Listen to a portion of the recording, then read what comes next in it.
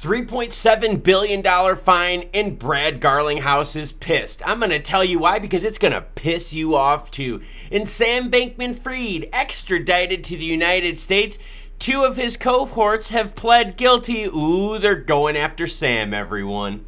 Several nights before Christmas and all through the house, everything was quiet except for crypto with Klaus. The heat map gets us at 16,826. Price of Bitcoin, 1217 is Ethereum.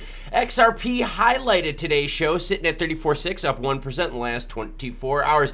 Again, look for things to be quiet during the holiday season as a lot of people take a break from the financial world.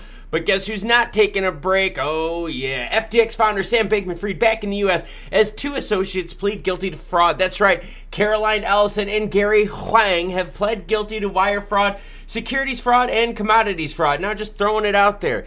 To plead guilty for securities fraud, that means they were dealing with unregistered securities, everyone. That's just kind of the story here. Gary Wang and Ellison are like, yeah, we'll cop a deal here. Why? So that we can hang Sam Bankman-Fried out to dry. That's right. All of this was orchestrated and done quite precisely so that once Sam Bankman-Fried got in the U.S., they announced that these two had turned on him. I hope justice hits Sam Bankman-Fried, but I've got an article coming up that's going to tell you that maybe justice might not be happening after all. The SEC charges Thor token creators for a 2.6 million ICO. And I know, 2.6 million ICO, this is going to be all over the news.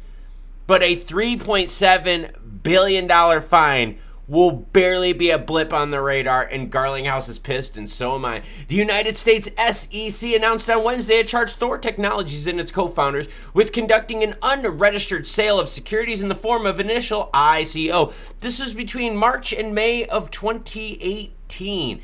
Think about that, everyone. The SEC is a few years behind, and they are catching up with those ICOs that offered unregistered securities. But now the fine. This shows you how biased the market is when covering traditional finance versus crypto finance. Ripple CEO compares Wells Fargo billions of mismanagement with the FTX collapse. That's right, everyone. There was a $3.7 billion fine levied against Wells Fargo with an infractions list that's yay long. Yep. Everything from mismanagement of customers to treating customers unfairly, rates being wrong, a whole slew of fines. Here's the tweet from Brad Garlinghouse. The world is appropriately outraged by SBF and FTX's fraud, but when Wells Fargo mismanages billions in customer funds as well, it's barely a blip on the radar.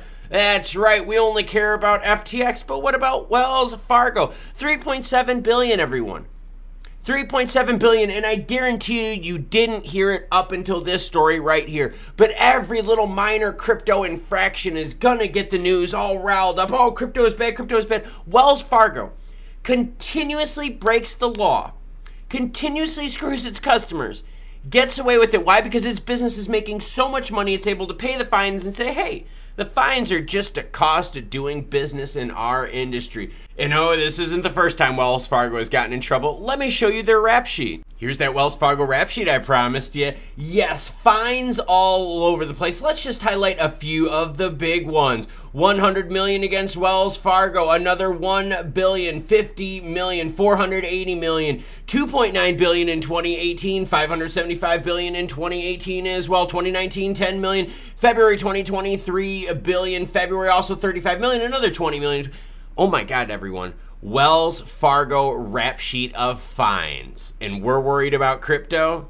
Washington, D.C., the Consumer Financial Protection Bureau is ordering Wells Fargo to pay more than $2 billion in redress to consumers and $1.7 billion in civil penalty for violations across several of its largest product lines. The bank's illegal conduct led to billions of dollars in financial harm to its customers for thousands of customers. It was actually over 13 million customers, everyone. So 3.7 billion with over 13, and actually here, this one here, this is the highest I've actually seen. This is now affecting over 16 million consumer accounts. So when we think of the fallout of FTX, which is supposed to hit about 1 million people and a couple billion, the fines by Wells Fargo are 3.7. And I have the announcement for you because, as always, any article you see in this video will be linked in the description below. This comes directly from the Consumer Financial Protection Bureau. And Brad is right. Seriously, any crypto company could jaywalk right now, and boom, they are in deep trouble, right? Whether it be by, Gary Gensler, SEC, or just in the news itself. Now, a major firm out there, let's also talk about Deutsche Bank, because what did Deutsche Bank do for Mr. Epsteino? Oh, that's right. They were basically his financier for his illegal activities. What happened to Deutsche Bank? Little slap on the wrist, little slappy. Deutsche Bank keeps going. Wells Fargo, they had another one where it was a several $100 million fine not too long ago. Little slappy on the wrist, little slap and send money away. Garlinghouse is right. This is a full assault on crypto while letting traditional institutions get away with things. Think about this. If their fine was $3.7 billion, how much harm did they actually cost their consumers? So Sam Bankman-Fried is in the United States, and two of his cohorts have pled guilty with lesser charges, saying, hey, look, we'll help you go after this guy right here. I love it. Now, is Sam going to see justice? I don't know. There's a lot of us out there that are thinking somehow big money, traditional money is going to bail this kid out, especially with how much he was donating towards political sides, both sides, by the way. Now, that being said, the SEC is still going after ICOs all the way back in 2018. Yeah, they're only about 4 years behind. And yes, Brad Garlinghouse is pissed. Why? Because Wells Fargo keeps screwing its customers over, gets to keep its licensing, gets to pay these fines, but they're so big, they're like, oh, these fines don't mean a damn thing to us. Meanwhile, crypto sneezes, and there's new articles all over the place, and how this is wrong, this is wrong, this is wrong, this is wrong.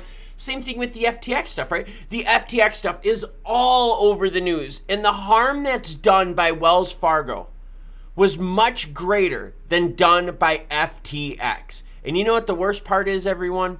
The harm that was done by Wells Fargo, U.S. customers.